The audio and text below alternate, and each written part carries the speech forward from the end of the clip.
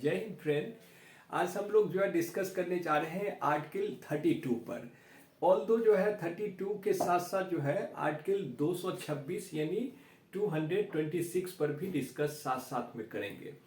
तो सबसे बड़ी बात यह है कि जब हम देखते हैं कि कोई भी व्यक्ति मूल अधिकार के उल्लंघन पर अगर सुप्रीम कोर्ट या हाई कोर्ट जाता है तो वैसी परिस्थिति में सुप्रीम कोर्ट या हाई कोर्ट जो है उस व्यक्ति को जो प्रतिफल प्रस्तुत करता है यानी प्रदान करता है, तो उस प्रतिफल को हम रीट कह सकते हैं। यद्यपि रीट को परिभाषित नहीं किया गया है।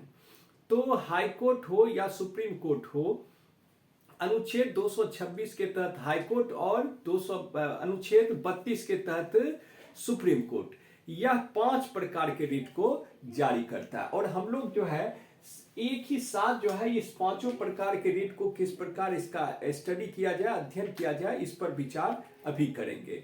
तो सबसे पहला है बंदी प्रत्यक्षीकरण। बंदी प्रत्यक्षीकरण को हेबियास कॉर्पस कहते हैं। दूसरा परमादेश दैट इज मेंडेमस। तीसरा प्रतिषेध यानी प्रोहिबिशन एंड उत्प्रेषण जिसको कर्शियोरे भी कहते हैं, ठीक है।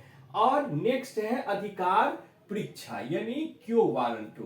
तो ये 5 प्रकार के रीट जो है जारी किए जाते हैं। यद्यपि इंजंक्शन के बारे में भी जो है ये बात लिखी जाती है, लेकिन इंजंक्शन जो है वास्तव में रीट नहीं है। तो ये रीट 5 ही प्रकार के हैं।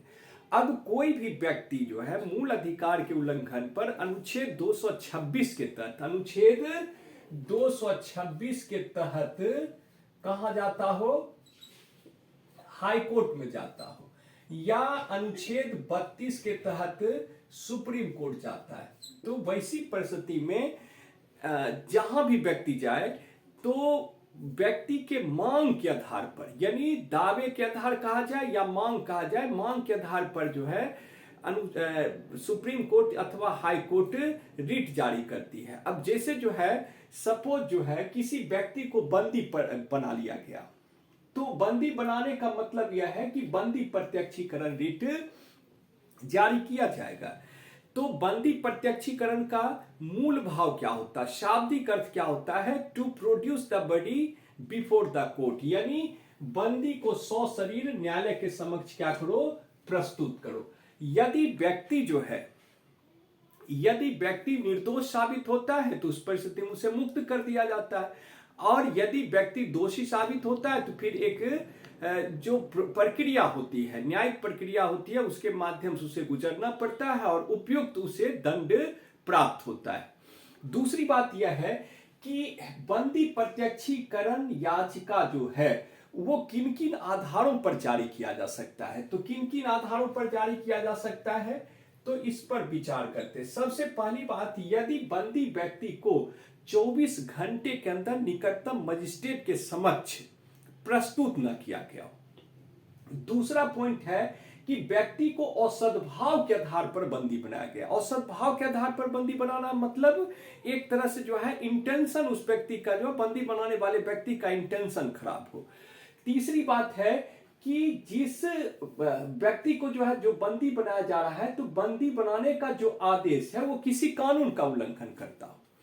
और चौथी बात यह है कि बंदी बनाने का कानून जो है, अर्थात जिस कानून के अंतर्गत बंदी बनाया जा रहा हो, वो सीधे सीधे संविधान के किसी प्रावधान या अनुच्छेद या सीधे कहा जाए कि संविधान का उल्लंघन करता हो। तो इन आधारों पर जो है क्या किया जा सकता है, इन आधारों पर बंदी प्रत्यक्षीकरण याचिका दायर किया जा सकता है। दूसरी बात यह है कि बंदी प्रत्यक्षीकरण याचिका का उपयोग निवारक निरोध में भी किया जा सकता है। तो दोस्तों जो है निरोध जो है अगर देखा जाए, यानी जो है एक प्रकार से बंदी बनाने की बात किया जाए तो 2 प्रकार का होता है। एक निवारक निरोध यानी प्रिवेंटिव डिटेंशन कहते हैं, और दूसरा जो है क्या होता है, दूसरा जो है दांडिक निरोध होता है, जिसको हम प्यूनिटिव कहते हैं। जिसको जो है क्या कहते हैं, प्यूनिटिव, यानी जब किसी व्यक्ति को उसके अपराध करने के पश्चात जो है उसको अरेस्ट किया जाए और साथ साथ दंड स्वरूप जो है उसे बंदी बनाया जाए, तो उसे दांडिक निरोध कहा जाएगा। लेकिन जब किसी व्यक्ति को इस आशंका के आधार पर उसे बंदी बनाया जाए कि वह भविष्य में अपराध में शामिल हो सकता है, तो उसे हम क्या कहेंगे, निवारक निरोध कहेंगे, अर्थात उसका निवारण करना। इस निवारक निरोध का मूल उद्देश्य क्या है, उस व्यक्ति का निवारण करना, अर्थात अपराध में प्रवेश होने से रोकना है।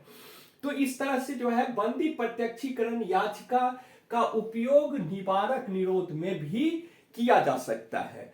और इसके अतिरिक्त जो है एक बात यह भी है कि हम जो है देखें कि अगला रिट, यदि जो है व्यक्ति का जो है जब की मांग यदि होती है, जैसे जो है किसी अधिकारी के पास वो व्यक्ति गया, तो अधिकारी को उसने जो है आवेदन दिया कि यह मेरा काम कर दीजिए, लेकिन वो अधिकारी उस कार्य को करने से इनकार कर देता है। प्रत्यक्ष तौर पर भी इनकार कर सकता है या अप्रत्यक्ष तौर पर भी कर सकता है। ऐसी परिस्थिति में यदि जो है जो व्यक्ति जो है प्रभावित है, प्रभावित व्यक्ति यदि न्यायालय की शरण में अनुच्छेद 226 के तहत हाई कोर्ट अथवा अनुच्छेद 32 के तहत सुप्रीम कोर्ट की शरण में जाता है, तो ऐसी परिस्थिति में उस व्यक्ति को परमादेश नामक रिट का प्रतिफल मिलता है, यानी परमादेश रिट जारी किया जाता है। तो परमादेश रिट का जो है मूल भाव क्या है, अर्थात जो है शाब्दिक अर्थ क्या है कि उस अधिकारी को आदेश दिया जाता है, जिसके जो है पास यह आवेदक मांग लेकर के गया था, उस अधिकारी को क्या दिया जाता है, आदेश दिया जाता है कि विशिष्ट कार्य करो। और साथ साथ एक बात यह भी है कि कई बार अधिकारी अपनी अधिकारिता से आगे बढ़कर के भी काम करने लगते हैं, तो इसमें सुप्रीम कोर्ट या हाई कोर्ट कार्य नहीं करने का भी आदेश दे सकता है। इसके अतिरिक्त जो है सबसे पहली बात यह है कि यह रिट तभी जारी किया जा सकता है जब अधिकारी का कार्य क्या हो, सार्वजनिक प्रकृति का, और साथ साथ वह अधिकारी उस कार्य को करने के लिए क्या हो, बाध्य हो। अर्थात जो है एक प्रकार से यह कहा जाए कि वह अधिकारी उस कार्य को करने के प्रति आबद्ध कर हो, करना उसके लिए आवश्यक हो। और दूसरी बात यह है कि आवेदक ने मांग किया था, इस बात को साबित करना होता है। इस रिट के लिए जो है इस बात को साबित करना होता है कि आवेदक ने मांग किया था। और दूसरी बात यह है कि उस अधिकारी ने प्रत्यक्ष या अप्रत्यक्ष इनकार कर दिया। इसके अतिरिक्त जो है कुछ अन्य बातें जो है इस रिट के संदर्भ में ये है कि इस रिट के सहायता से राष्ट्रपति एवं राज्यपाल के कर्तव्य को बाध्यकारी नहीं बनाया जा सकता है, नंबर एक। नंबर दो बात जो है कि सरकार के विरुद्ध संविदा लागू करने के लिए इस रिट का उपयोग नहीं किया जा सकता है। तीसरी बात यह है कि इस रिट का उपयोग न्यायालय के खिलाफ भी किया जा सकता है। किसके खिलाफ, न्यायालय के खिलाफ किया जा सकता है। और किस परिस्थिति में, जब यह प्रशासनिक हैसियत से काम कर रहा हो, जब न्यायालय जो है किस हैसियत से काम कर रहा हो, प्रशासनिक हैसियत से काम कर रहा हो, तो इसी परिस्थिति में उसके खिलाफ भी ये रिट जारी किया जा सकता है। किंतु न्यायिक हैसियत से यानी न्याय का कार्य कर रहा हो तब इस रिट का उपयोग नहीं किया जा सकता है। इसके बाद जो है जो महत्वपूर्ण रिट है वो है प्रतिषेध। तो प्रतिषेध रिट मूलतः कनिष्ठ न्यायालय के विरुद्ध जारी होते हैं। कनिष्ठ न्यायालय मतलब निचला कोर्ट। और साथ साथ उत्प्रेषण जो रिट है, कर्शियोरे जो रिट है, यह भी कनिष्ठ न्यायालय के विरुद्ध जारी किए जाते हैं।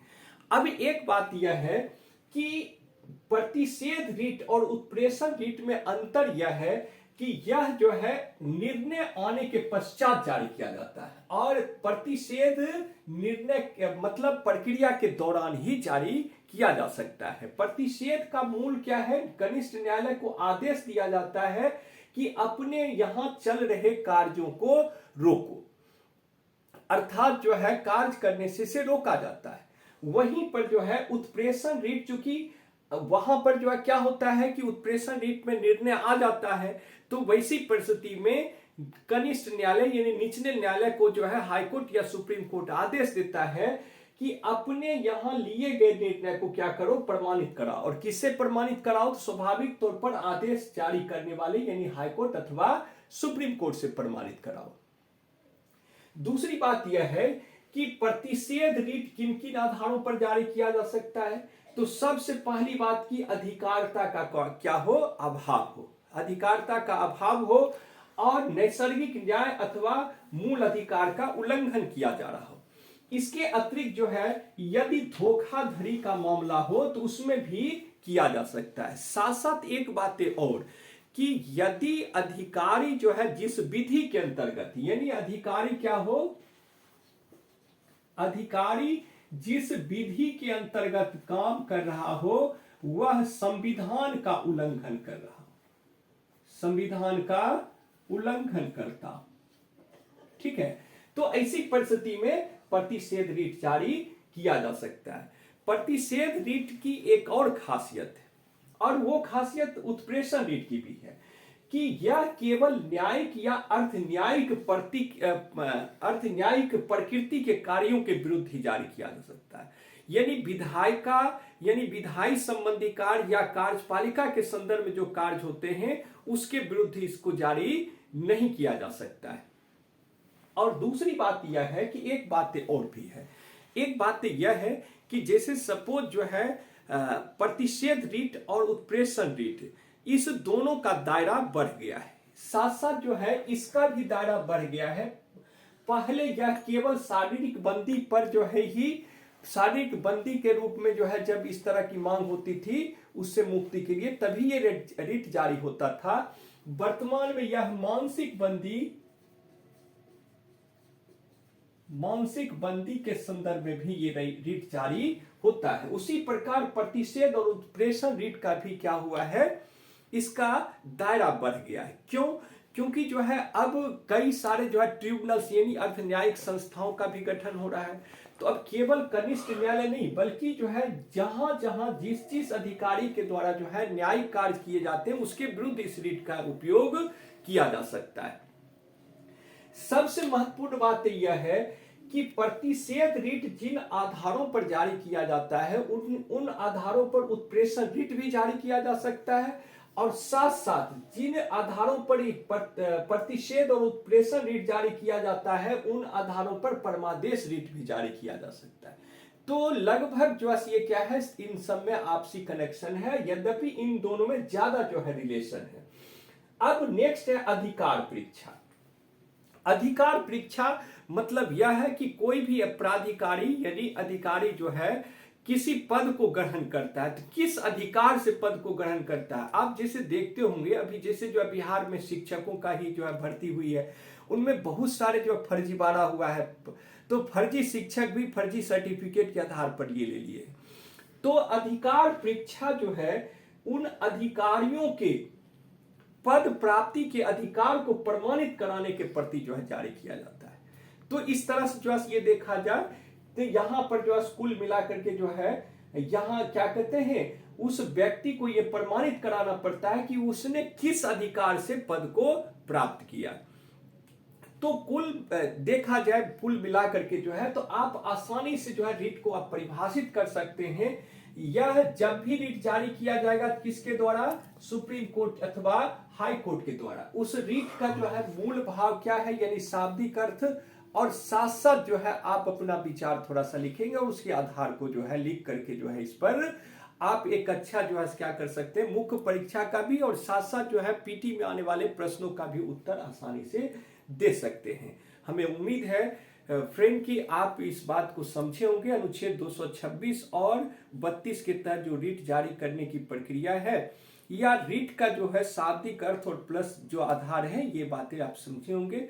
मुझे उम्मीद है कि आपको वीडियो पसंद आई होगी। आप इसे सब्सक्राइब जरूर करें।